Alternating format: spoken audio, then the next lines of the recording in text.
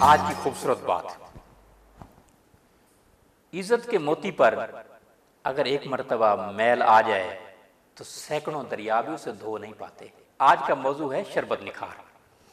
شربت نکھار ہم خود بناتے ہیں، میرے والد صاحب اور میری والدہ بناتے ہیں، اور اس میں پہلے 100 مریضوں پر ہم نے تجربہ کیا۔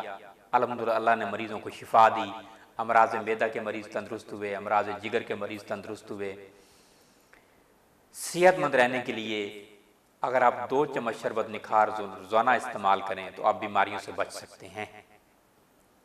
گرمی کے لیے، لو کے لیے، تپش کے لیے، گرمی کے بخار کے لیے، گرمی کے نزلہ کے لیے، گرمی کے زکام کے لیے بہت ہی مفید ہے، گرمی کو بھگانے کے لیے بہت مفید ہے۔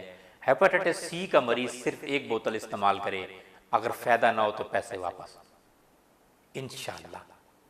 ہم یہ بات اس لیے کہتے ہیں کیونکہ ہمیں یقین ہے اور اللہ پہ بھروسہ ہے کہ جو چیز ہم نے ڈالی ہے، جو نقصہ جات ہم نے اس کے اندر ڈالے ہیں وہ صحیح اور درست ڈالے ہیں، باقی انسان اللہ پہ چھوڑ دیتا ہے، اور اس سے لاکھوں مریض تندرست ہوئے ہیں۔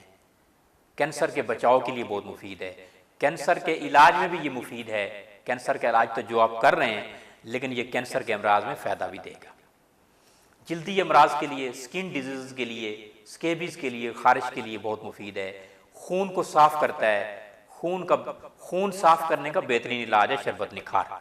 ہاتھ پاؤں کی جلن کے لیے، ہاتھ پاؤں کے پسینے کے لیے بہت مفید ہے۔